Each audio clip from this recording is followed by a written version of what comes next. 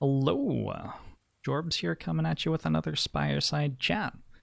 The Watcher is being released on the 14th to the public PC main branch. She's already been available on the public beta branch for PC for a while, and it's pretty exciting getting a fourth official character. So want to look through some of her cards and talk about what's unique about them, how she's a little bit different from the other three characters, and how to be evaluating the things that these cards can do for you.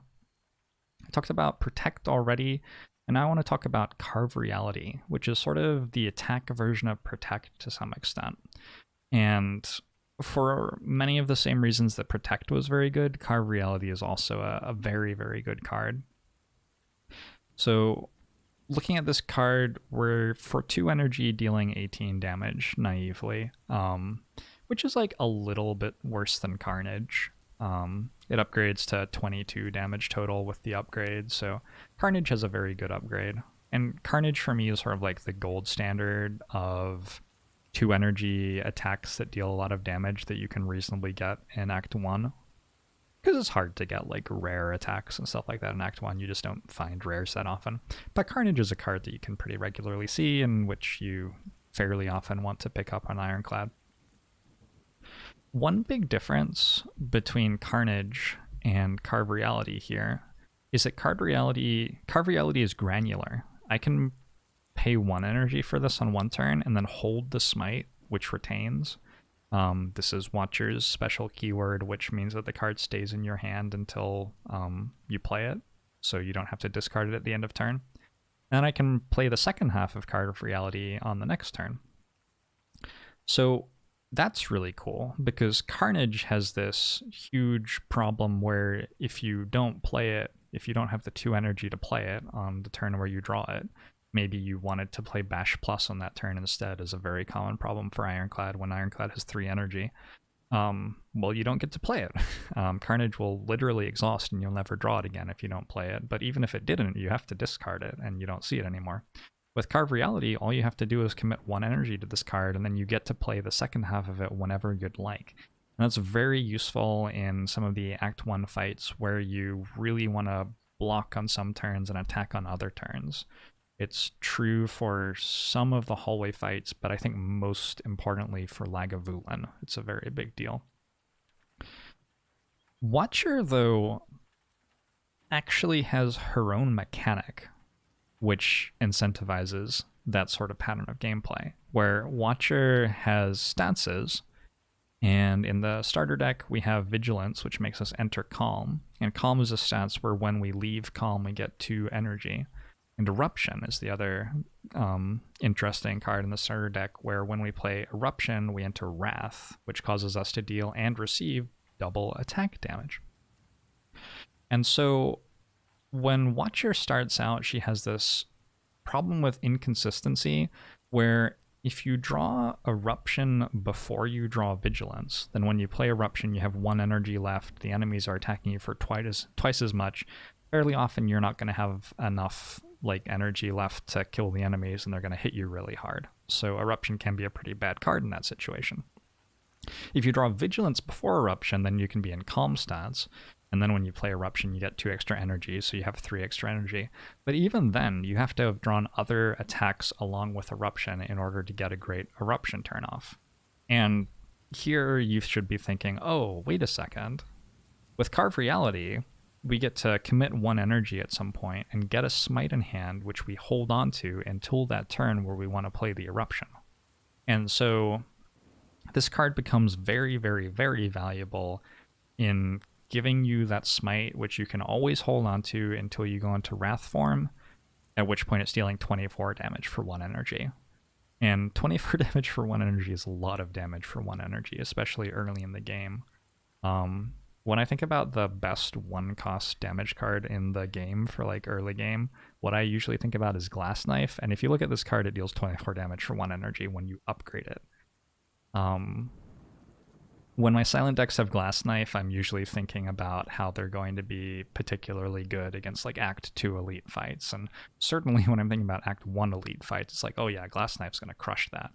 But This little combination of the starter card plus this Carve Reality retained smite, which stays in your hand so you can always combo it up, does that much damage.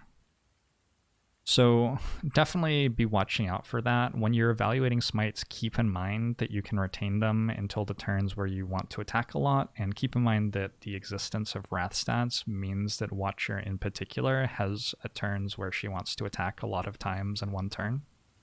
And yeah, definitely recognize that this is one of the stronger cards for solving the sorts of problems that you run into in Act 1 where you have to like have enough damage to kill Gremlin Knob or whatever. And it is that for many reasons. It just deals a lot of damage for one card. 18 damage is a lot of damage for one card.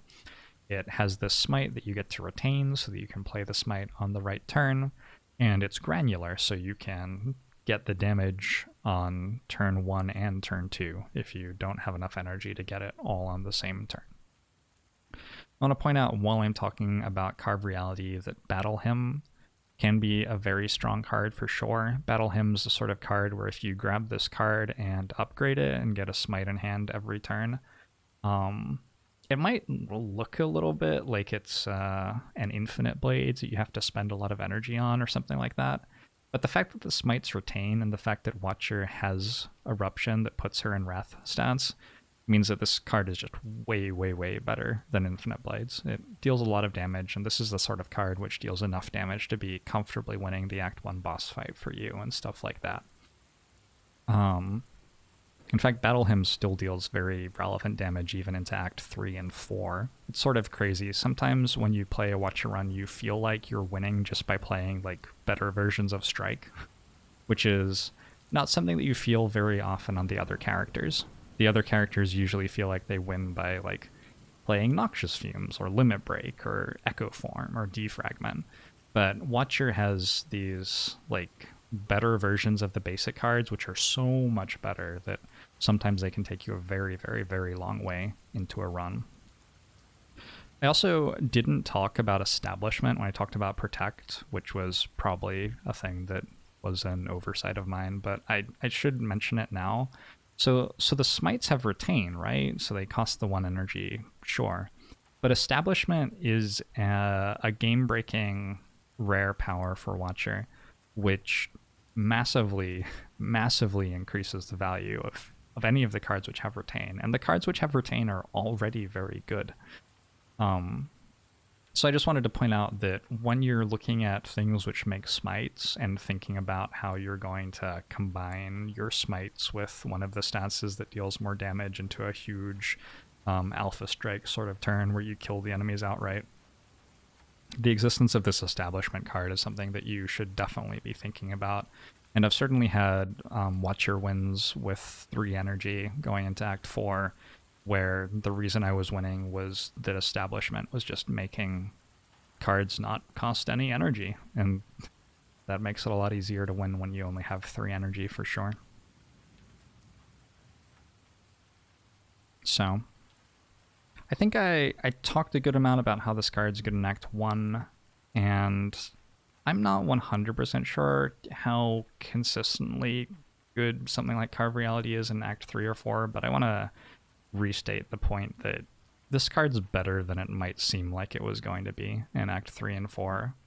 If you're used to playing somebody like Ironclad or Silent or Defect, this card actually packs a lot of punch going into late game with Watcher because of Watcher's unique mechanics. The other stance that increases your damage is Divinity, which comes from Mantra. And you have to get 10 Mantra to enter Divinity, so this card gets you a fifth of the way there, for example. But then when you do, you get 3 energy straight away and deal triple damage with your attacks. So you can do things like kill Time Eater in 1 turn if you line up a Divinity and like a Pen Nib and Vulnerable and stuff at the same time as that. Alright. So thanks for hanging out, talking about Carve Reality with me. Hope you're having a good time. Hope you're looking forward to playing Watcher on the main branch if you're somebody who's on the main branch of the game. And I'll see you next time.